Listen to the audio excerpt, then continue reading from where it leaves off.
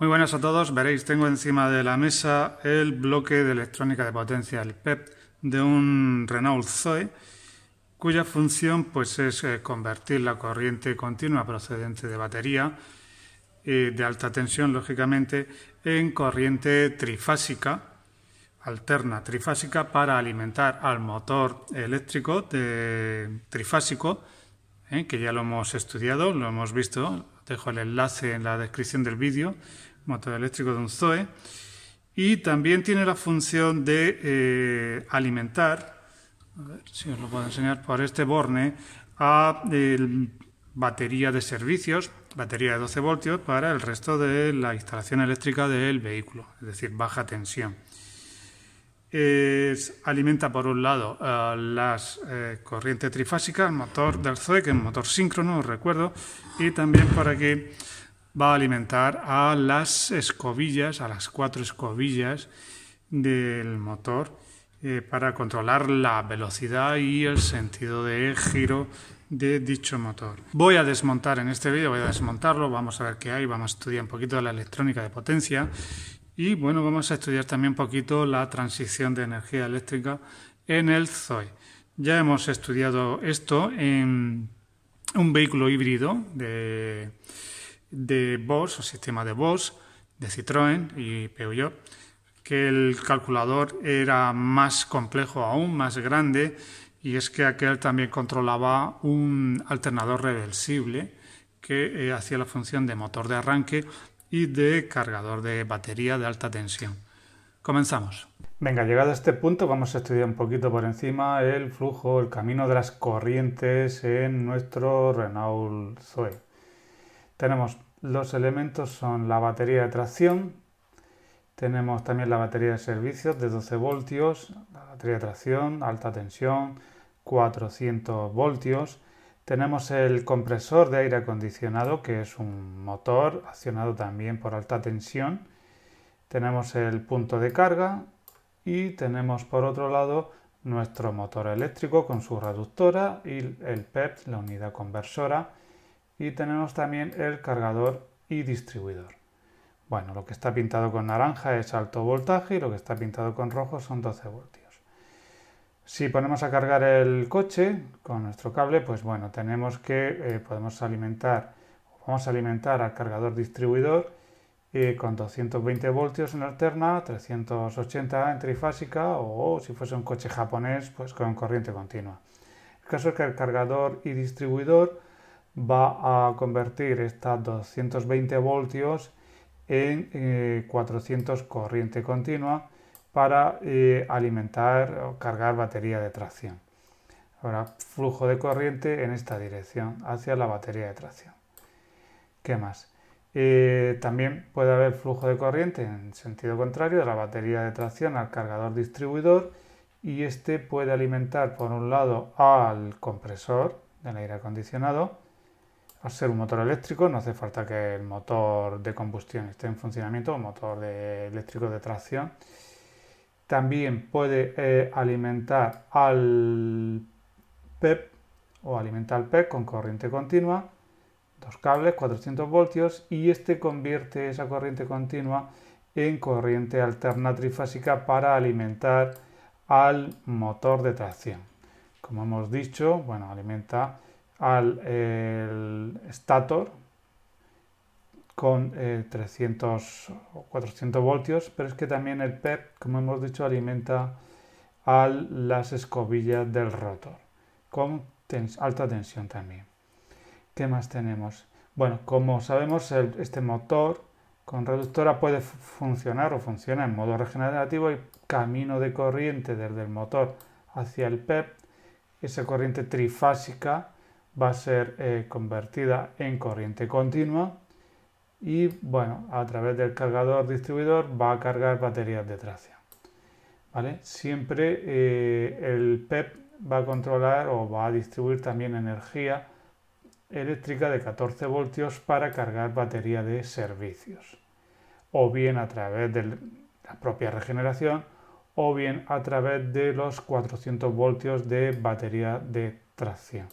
Bueno, y esto es a grosso modo un poquito el flujo de corrientes en este vehículo. Antes de desmontar, alguna consideración más.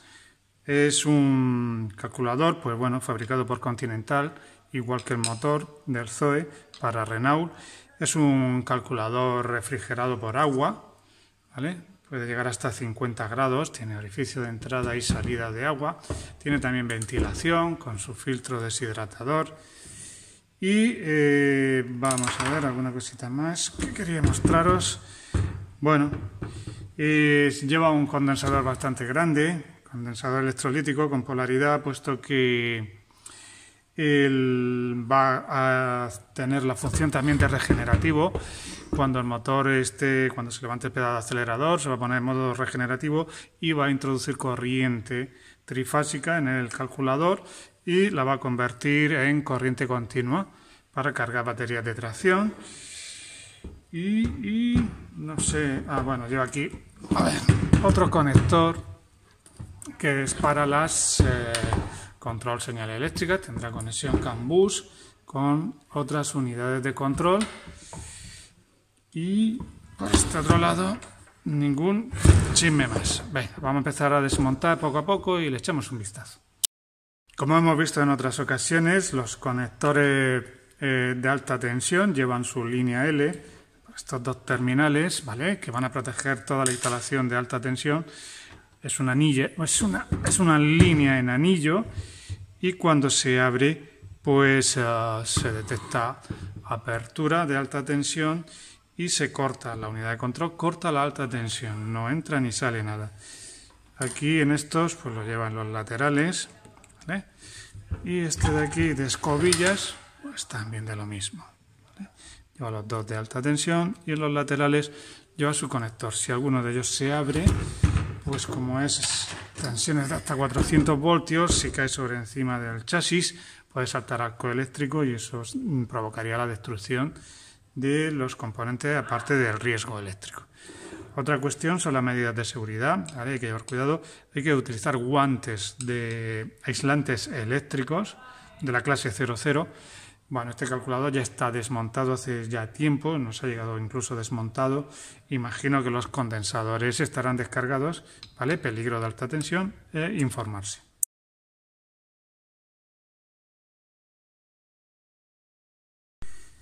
Venga, ya va saliendo la tapa de los conectores de alta tensión. Ya tenemos el conector, el paso de trifásica aquí y el paso de monofásica a batería de alta tensión, procedente de la unidad del PEP, de la unidad de control cicloconvertidora. Bueno, aquí podemos observar los terminales, los dos terminales de la conexión de la línea L, ¿vale?, que estábamos comentando anteriormente. Ya he quitado los 4 tornillitos que soportan la tapa del conector de datos, ¿vale? Y aquí nos queda con el bus de cables de comunicación con la electrónica interior. De momento lo vamos a dejar así. Continuamos desmontando, vamos a ver qué hay aquí debajo de esta otra tapa. Venga, ya he quitado toda la tornillería que sujetaba esta tapa. La he levantado y no vemos absolutamente nada de electrónica y sí que vemos aquí un orificio que debe ser de paso de agua, ¿vale? Esta tapa, que es completamente de aluminio, se utiliza para refrigeración, ¿vale? No tiene nada más. Así que tapamos. Bueno, voy a ver si puedo quitar toda esta tapa, la grande, de abajo. Vamos a ver. Venga, ya casi lo tengo. Un pequeño detalle, aquí van unos tornillos especiales, pero como esto ya ha venido desmontado, alguien se ha encargado de quitarlos, ¿vale? Unos tornillos que se sueltan con un útil especial. Y bueno, vamos a ver. Vale, aquí está. Bueno, la electrónica por un lado. Y ya tengo mis dos semicuerpos separados. ¿Qué tenemos aquí? Electrónica SMD, más electrónica SMD por este lado. Y nada, ¿ves? Simplemente voy a ir desmontando. Antes de seguir desmontando, ya me he dado cuenta uno de los problemas. Fijaos, toda esta zona de aquí está fogueado. A ver si puedo acercarlo. Bueno, esta electrónica de aquí, todo esto está fogueado. Se ve que ha habido un incendio dentro del controlador. A veces el problema no es del controlador, sino del propio motor. La avería se produce en el motor, pero se traslada a la electrónica de potencia. Aquí también está completamente fogueado. Toda esta zona de aquí ha habido mucha calor, ¿vale? Se ha quemado. Bueno, yo voy a seguir desmontando a ver qué encontramos. Bueno, ya tengo mi PEP completamente desmontado. Lleva 2 o 3 mil tornillos y me ha costado tiempo, sobre todo tiempo. Vamos a ver, ¿qué queréis que os cuente de aquí? Mi objetivo era acceder a esta placa electrónica de control, esta placa de potencia, para ver si los tiristores estaban averiados, pero me es imposible despegar el disipador sin romper nada. Igual que esta, que también lleva su disipador refrigerado por agua, y no puedo despegar la electrónica de aquí. Por lo tanto, no tenemos acceso y no sé si los tiristores están quemados. Voy a enseñarlo por bloques un poquito y ya está. Tenemos un condensador, 3 condensadores, bastante grandes, grandes en cuanto a tamaño. Capacidad no llega, vamos a verlo, no llega ni a 1000 microfaradios, pero sí que soportan 450 voltios. Cuidado con estos condensadores, nos pueden hacer mucho daño.